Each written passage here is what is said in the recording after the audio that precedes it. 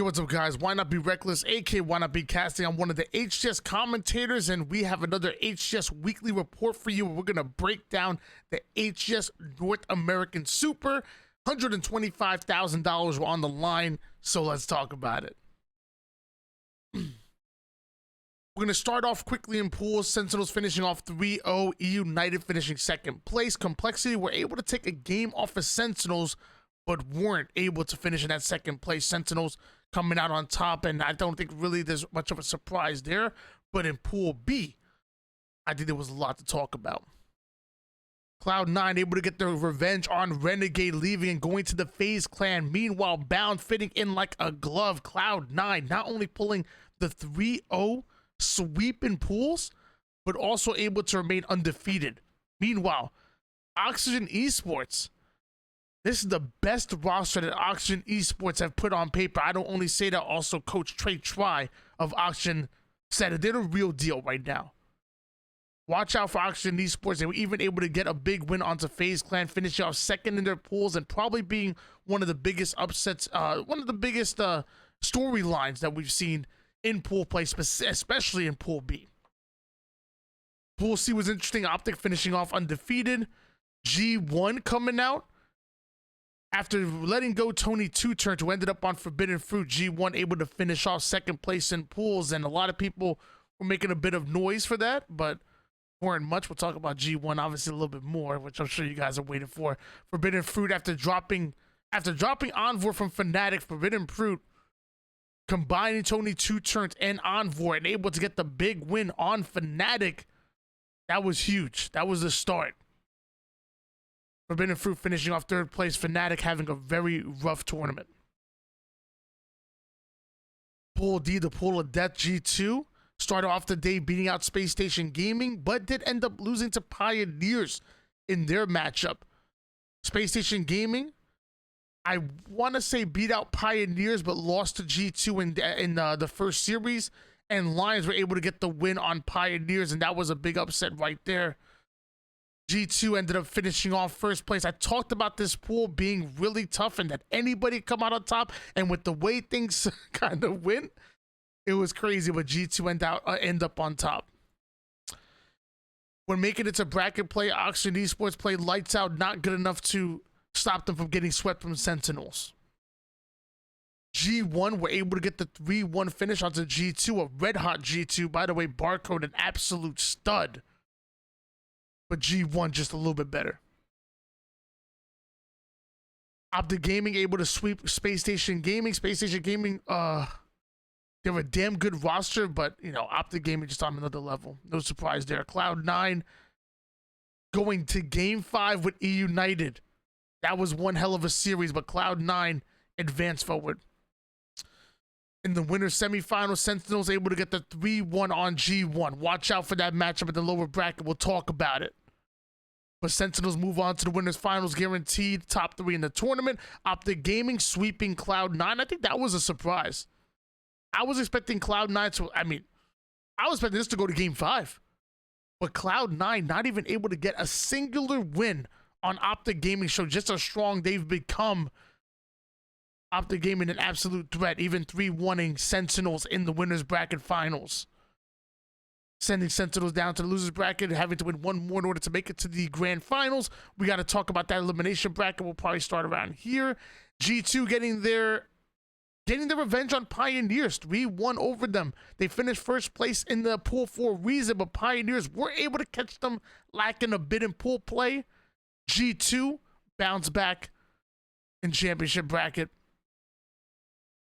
E United get the 3-1 finish over FaZe. That was a huge matchup. FaZe stealing away Spartan after he benches himself in E United. E United come back swinging with Suspector and Manny and able to get their revenge on FaZe. Cloud9 3-1 over G2. No surprise there. G2 ended up getting knocked out, but in top 6, I want to say. Double check that real quick. Top 6, that's what I thought. Okay. Just want to double check that. G1 able to get the 3-0 sweep on E United, and that's when people started to open their eyes. G1 upsetting E United, even in a sweep. Then they go in and 3-2 Cloud9, take Cloud9 to game 5 and pull off the win. And that's when people started to open their eyes. I've been talking about G1 for so long, and everybody thought I was crazy, saying that they were destined for top 8 and looked like they were top 6 and started to contend for top 4. But I was crazy for that. I guess I'm crazy for G1 getting the revenge on Sentinels. 3-0 sweep. The very team that knocked them into elimination bracket to begin with, the very team that was destined to go toe-to-toe with Optic in the grand finals, ended up getting swept by G1. G1 would then get 4-0'd in Optic, against Optic Gaming in the grand finals, but that, it's cliche to say, but it was the closest 4-0 that you will ever see. Game number 1 was tight, but it was 2-0. Game number 2, only losing by 4 kills, 1 mistake. Game 3 was a 3-2 where G1 even had the lead 2-1 over Optic at one point. And then game 4 was a heartbreaker. Game 4, they were tied up at 2-2 going into that middle hill of death that we always talk about on streets. And it takes that sudden death overtime for Optic to steal the win away.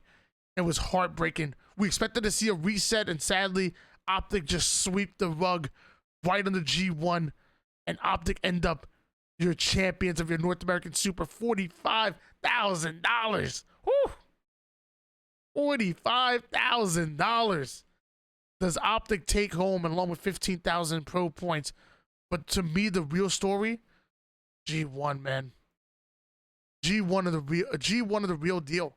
And I've been trying to tell y'all, it's so funny because G1 were already doing in the open series. Everybody talking about, oh, we don't care about the open series. The big boys aren't playing. I said, okay, no problem. G1 start doing it in scrims against the Sentinels, against the Cloud9, even against the likes of Optic and scrims. Everybody say, oh no, you can't talk about scrims. Don't talk about scrims. Scrims are nothing. I said, okay, no problem. And then G1 come out and get second place here in your North American Super. And I'm gonna say it again. At what point do we start putting respect on G1's name? Swish 5 is a stud. We know what he brings to the table. Boo Boo Dooble, once the moment Boo Boo Dooble came in, they were already on an upward trajectory. Boo Boo Dooble comes in and sends them over the edge. Pre-Devonator. Nobody talking about Dev, but sneakily might be the best player on G1. It's criminal that we aren't talking about Dev. It really is. And then Squale seemingly not missing a shot. His coach says, don't be surprised if he's out here shooting 70% accuracy. I don't think I've shot 70% in my life, but apparently Squale shooting in the 70s in tournament play. G1 are incredible. G1 continue to get better, and finishing off second place is huge for them.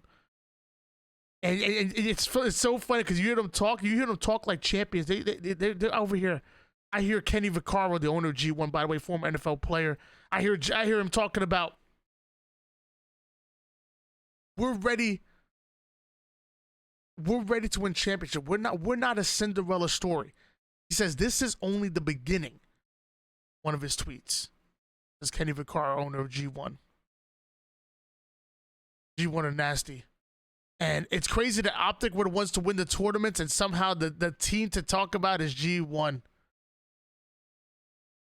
Congratulations to Gamers First for finishing off in second place. Congratulations to Optic Gaming for taking that win. It was well-deserved. Watch out for Sentinels and Cloud9. They're still the real deal. G2 and E United showing that they've made huge, G2 showing that they've made huge improvements. Barcode coming over from ANZ and showing that he's the real deal.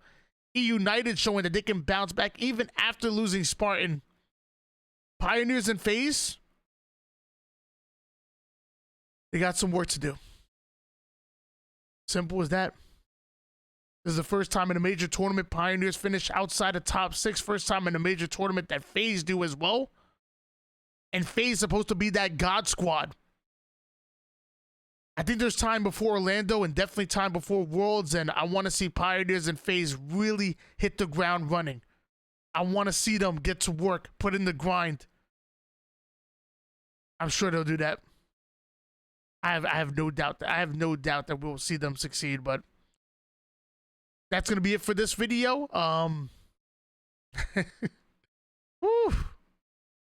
I can't wait for Orlando. I'm excited. Why Not Be Reckless, AK Why Not Be Casting, full-time content creator. You can catch me on Twitch every day, 11 o'clock in the morning, every single morning.